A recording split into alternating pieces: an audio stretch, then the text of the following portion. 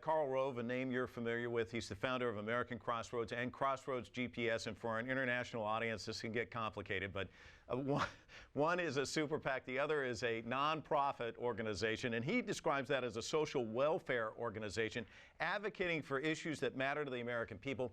He was on Fox recently, and he was asked, the question was, is it a political committee or is it a social welfare organization? Let's listen to his answer, and I want to get your response after this. Well, it's a social welfare organization because it spends the vast preponderance of its money in furtherance of its social welfare goals. It's an issue advocacy group. We have some of the best lawyers in the country, both on a tax side and on the political side, political law, election law, to make certain that we never get close to the line that would push us into make GPS a political group as opposed to a social welfare organization. Cenk, what's wrong with that? Sounds great, doesn't it? Man, they are perfect Orwellian terms there. George Orwell would be very, very proud. If he means social welfare for literally the richest people in the country, well, I guess that would be Karl Rove's definition of social welfare. But in reality, the reason that they do this is because the law allows them to run these tax-exempt groups that are these social welfare groups. As long as they're not spending a majority of their money on politics, then they can make sure that their donors are not disclosed, that they have secret donors. So not only can they spend unlimited money bribing our politicians, but they can keep the names of their donors secret so we don't find out who's buying our politicians. That's what Karl Rove is up to. And by the way, we have a super PAC now to fight all the other super PACs. It's called Wolf PAC. And we want to let them know that we're going to represent the American people. We're going to do the same thing Karl Rove is. Okay, you want to set up a tax-exempt group? Well, we'll do the same thing, and we'll ask the IRS to clarify if we can have our donors secret as Karl Rove does. If he does, then we'll get secret donors. If the IRS says you can't do it, great. Then Karl Rove can't do it either. So game on. Cenk, the Democratic lawmakers in Congress have been pushing this Disclose Act. The Republicans have blocked that. Even Senator John McCain, who's, McCain-Feingold, people think of campaign finance reform, they think of him. Why are the Republicans so staunchly opposed to this?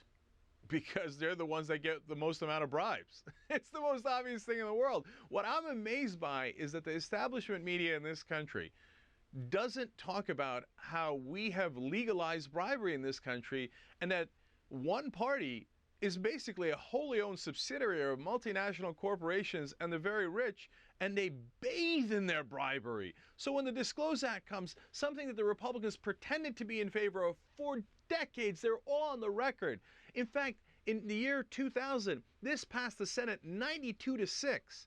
Now, when it comes up again, all the Republicans turn around and vote against it because they were using it as an excuse to be able to get unlimited contributions. Now that they're getting unlimited contributions, they turn around and say, oh, am I going to tell you who's giving it to me? Oh, hell no. Why would I tell you who's bribing me? Now, look, the Democrats don't have clean hands here. I would say they're about 75% corrupt, whereas the Republicans are 99% corrupt. Well, why do they fight the anti-corruption? Because they're the ones who are corrupt. Cenk, let me ask you finally about this constitutional amendment. There's a move among Democratic senators to pass a constitutional amendment to overturn Citizens United. Do you think that's ever going to get traction? And what, if not, what is the solution? Look, our group, Wolf PAC, at wolf-pac.com, is fighting for a constitutional amendment. Now, unfortunately, we think Washington is so corrupted that those guys who get elected with all this money are never going to actually pass that amendment. But luckily, in the American system, there is a different way of doing it. You could do it through the states. So if enough states call for a constitutional convention, the people themselves can go and amend the Constitution to say that we are done with this. Corporations cannot spend unlimited money in politics, and that our elections need to be publicly financed so that our politicians aren't bought. Now, how come people aren't getting inspired to do more? Well, I don't think it's complacency. I think it's a general feeling of hopelessness. They think, okay, look, I want to fight against this money in politics. The Republicans are in favor of money in politics, so I'll go to the Democrats. But then the Democrats are usually in favor of money in politics as well. In reality, as I said, I think 75% of that party is corrupt.